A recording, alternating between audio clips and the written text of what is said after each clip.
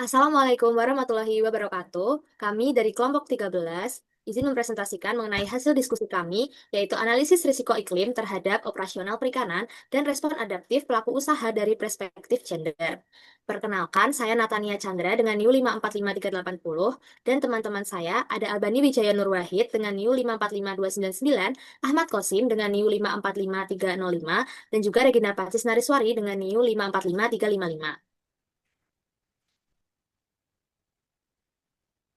Berikut adalah jurnal referensi yang kami gunakan, yaitu berjudul Analisis Gender pada Rumah Tangga Nelayan Terhadap Fenomena Perubahan Iklim. Nah, pada jurnal ini, itu mencakup kasus dari Desa Sukajaya, Lempasing, Kecamatan Teluk Pandan, Kabupaten Pesawaran, Lampung. Perubahan iklim merupakan perubahan jangka panjang pada pola suhu dan cuaca di bumi. Perubahan iklim ini merupakan perubahan kondisi rata-rata iklim atau variabilitas iklim yang terjadi secara signifikan dalam jangka waktu panjang dan biasanya terjadi pada beberapa dekade. Perubahan iklim ini meliputi perubahan curah hujan, suhu udara, kenaikan muka air laut, dan frekuensi cuaca ekstrim. Lalu dalam konteks kasus pada penelitian yang kami gunakan tadi, yaitu di Desa Sukajaya Lempasing, masyarakat ini merasakan langsung ada beberapa tanda-tanda perubahan iklim seperti banjir rob dan banjir sungai yang rutin terjadi, lalu pergeseran garis pantai akibat abrasi dan perubahan habitat ikan, sehingga para nelayan ini menjadi mencari ikan di tempat yang semakin jauh. Selanjutnya, ada pentingnya sektor perikanan bagi ekonomi dan ketahanan pangan. Ekosistem pesisir menyediakan sumber daya alam, pangan, dan mata pencarian masyarakat pesisir. Lalu mendukung sektor ekonomi lain seperti pengolahan hasil laut, kerajinan, dan pariwisata. Dan Indonesia juga memiliki jutaan rumah tangga perikanan budidaya dan perikanan tangkap yang menggantungkan hidupnya pada laut. Nah, pentingnya pendekatan berbasis gender ini yang pertama yaitu seperti memetakan peran laki-laki dan perempuan dalam rantai perikanan. Pada kasus berdasarkan jurnal, laki-laki ini lebih sering melaut dan memperbaiki kapal, mengontrol alat tangkap, sedangkan perempuan lebih sering menjual ikan di PPI, memperbaiki jaring, berdagang kecil, dan melakukan pekerjaan domestik. Selain itu, menganalisis akses dan kontrol terhadap sumber daya. Pada kasus berdasarkan jurnal, akses dan kontrol alat ekonomi seperti perahu, jaring, ataupun buku itu kebanyakan ditangani oleh laki-laki. Kemudian perempuan ini hanya memiliki akses pada keramba atau kegiatan kecil seperti berdagang. Tujuan untuk menganalisis akses kontrol dan terhadap sumber daya ini tuh untuk mengetahui apakah perempuan punya posisi yang setara dalam pengambilan keputusan. Lalu, yang ketiga ada mengukur dampak perubahan iklim berdasarkan jenis kelamin, di mana pada jurnal, contoh kasusnya yaitu perempuan lebih eh, memiliki beban domestik seperti meningkat pada saat adanya eh, banjir rob atau adanya seperti peristiwa-peristiwa lain yang disebabkan karena perubahan iklim. Sedangkan laki-laki ini memiliki peran dalam beban fisik yang meningkat seperti memindahkan rumah tangga panggung dan memperbaiki seluruh akses bangunan. Kemudian ada analisis perubahan iklim terhadap sektor perikanan, yaitu resiko iklim pada berbagai sektor perikanan. Nah, resiko iklim terhadap operasional perikanan meliputi perubahan suhu laut, penurunan hasil tangkapan ikan, perubahan distribusi dan migrasi ikan, serta kerusakan ekosistem laut. Risiko ini menyebabkan penurunan ekonomi sektor perikanan yang signifikan serta dampak sosial berupa ancaman mata pencaharian dan kesejahteraan nelayan, khususnya nelayan skala kecil. Di mana risiko iklim pada sektor perikanan ini meliputi peningkatan suhu air laut menyebabkan perubahan distribusi dan migrasi ikan yang berdampak langsung pada hasil tangkapan perikanan, di mana tangkapan hasil akan menurun. Nah, penurunan hasil tangkapan diproyeksikan menurun akibat perubahan iklim, tergantung pada skenario emisinya. Nah, kemudian kerusakan habitat dan ekosistem laut turut mengganggu siklus hidup ikan dan produktivitas perikanan. Kemudian ada kenaikan permukaan laut merusak infrastruktur budidaya pesisir dan menyebabkan intrusi air asin, serta pola curah hujan yang berubah menyebabkan kekurangan air atau banjir yang memengaruhi operasional budidaya. Ada faktor di konsekuensi ekonomi dan sosialnya. Pada konsekuensi ekonomi yaitu sektor perikanan Indonesia yang bernilai sekitar 20 6,9 miliar per tahun dapat mengalami penurunan keuntungan ekonomi sebesar 15 sampai 26% pada 2050. Itu diperkirakan.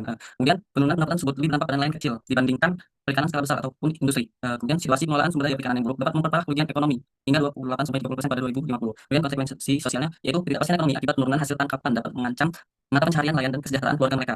Kemudian nelayan tradisional juga menghadapi tantangan sosial seperti keterbatasan akses infrastruktur, dasar kesehatan dan pendidikan. Kerentanan sosial nelayan kecil diperparah oleh kerentanan multiple terhadap perubahan iklim, akses bahan bakar, dan wilayah tangkap. Selanjutnya, bagaimana respon adaptif pelaku usaha perikanan, terutama pada sesuai yang disebutkan pada jurnal yang kami gunakan. Poin pertama, kenapa sih pentingnya analisis gender ini? Di sini diketahui kalau eh, rantai pasok perikanan itu dipegang sama laki-laki dan perempuan yang punya peran berbeda. Jadi mereka itu punya akses yang berbeda juga. Contohnya kalau di modal, teknologi, informasi, aset, kemudian itu juga berdampak pada perubahan iklim yang dirasakan itu secara bersamaan. Nah, dari tantangan perubahan iklim ini perlu adanya adaptasi yang perlu akomodasi kebijakan. Kemudian bentuk gimana sih bentuk respon adaptifnya, terutama pada yang disebutkan pada jurnal. Di situ ada eh, pertama ada mengubah lokasi dan waktu melaut, di mana nelayan itu berubah jadwal melautnya itu karena perubahan iklim ini, di mana nelayan laki-laki itu memiliki jam laut yang nggak menentu, kadang harian, kadang lebih dari 2 hari, karena faktor cuaca dan kondisi laut yang memaksa mereka buat menyesuaikan waktu melautnya. Kemudian eh, ada variasi alat tangkap di mana para nelayan ini dalam data pembagian kerjanya, nelayan itu melakukan aktivitas ngiteng atau memperbaiki jaring sebagai kerjaan rutin untuk mempertahankan produktivitas saat kondisi laut berubah. Kemudian ada penggunaan teknologi navigasi dan informasi cuaca eh, yang berguna buat penerapannya kalau sebagai sarannya itu di dalam jurnalnya untuk membantu para nelayan tersebut mengetahui lebih tentang kondisi cuaca sebelum mereka melaut. Kemudian ada eh, variasi alat tangkap, di mana mereka juga menyesuaikan alat tangkap karena eh, hasil tangkapan itu ikan-ikan yang mereka tangkap itu kemudian karena perubahan iklim ini ikan-ikannya pada pergi ke tempat yang menyesuaikan diri sehingga perbedaan habitat dan juga daerah tangkapan itu membuat mereka perlu adanya variasi alat tangkap. Kemudian ada mengurangi frekuensi melaut saat cuaca ekstrim. Hal ini tentunya terbantu oleh tadinya adanya teknologi navigasi dan informasi cuaca, di mana para nelayan lebih bakal terbantu untuk kemudian mereka melaut ketika mereka tahu bagaimana cuaca yang akan datang. Lanjut. Nah, kemudian ada adaptasi non teknis, di mana perlu adanya kerjasama antar nelayan eh, seperti dalam kegiatan sosial, yaitu laki-laki jarang ikut serta. Kalau di zona itu laki-lakinya jarang ikut serta karena eh, ya, itu mereka melaut sehingga peran perempuan itu dipegang untuk kegiatan sosial ketika di darat. Kemudian ada pekerjaan alternatif seperti dalam jurnal itu banyak yang bekerja pada non sektor pertanian seperti berdagang, buruh cuci untuk mereka menambah pendapatan keluarga.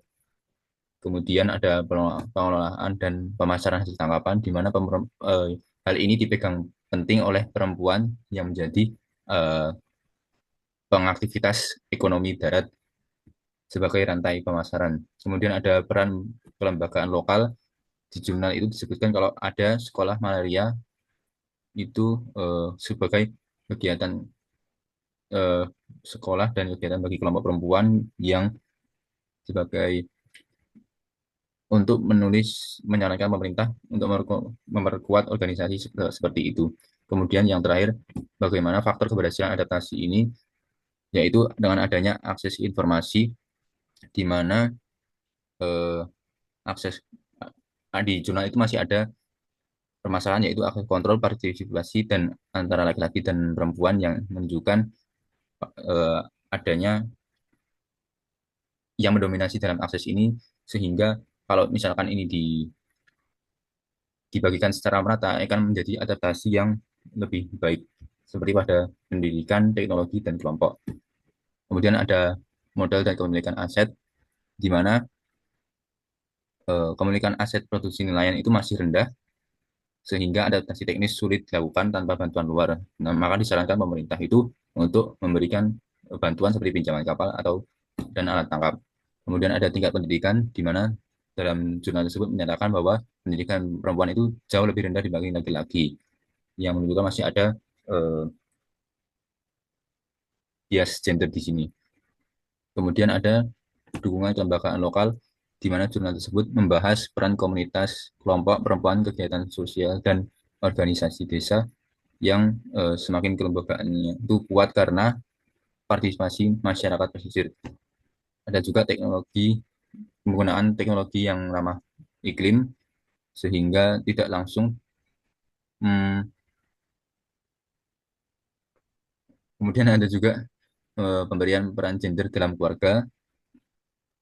Selanjutnya, perspektif gender dalam perikanan dan perubahan iklim. Yang pertama, peran laki-laki dan perempuan dalam rantai pasok perikanan.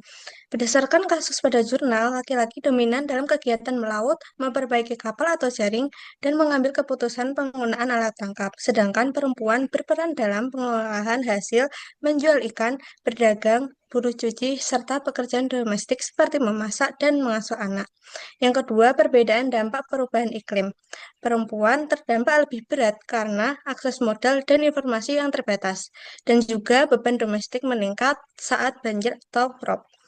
Sedangkan laki-laki, lokasi dan jarak tangkap semakin jauh, sehingga biaya dan waktunya meningkat. Next. Yang ketiga, perbedaan respon adaptasi. Laki-laki melakukan perbaikan kapal atau jaring, pindah lokasi tangkap, dan mengubah waktu melaut, sedangkan perempuan melakukan diversifikasi pendapatan seperti pengolahan ikan, berdagang, buruh cuci, atau membantu keramba. Next. Selanjutnya, rekomendasi kebijakan berbasis gender. Yang pertama, penguatan akses perempuan.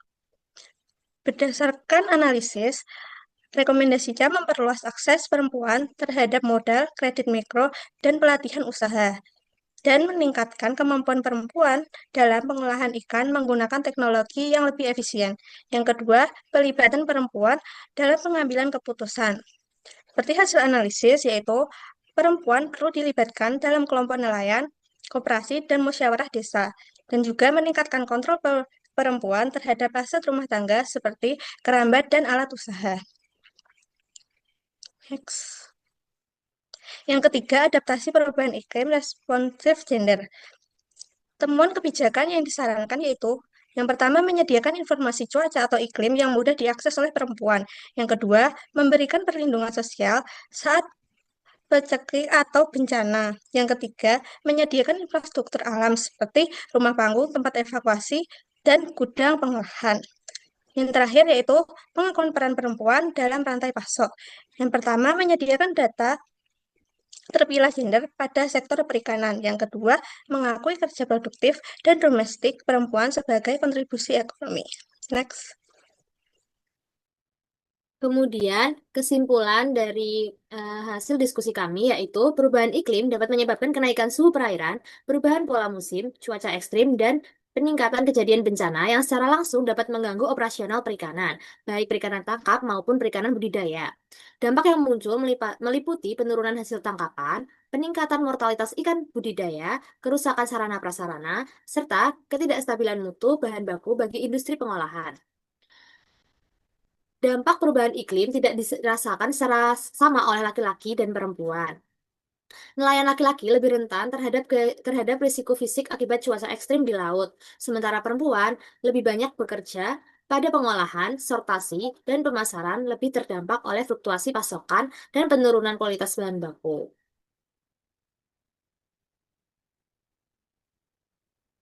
Sekian Hasil presentasi dari kami, kurang lebihnya kami mohon maaf. Wassalamualaikum warahmatullahi wabarakatuh.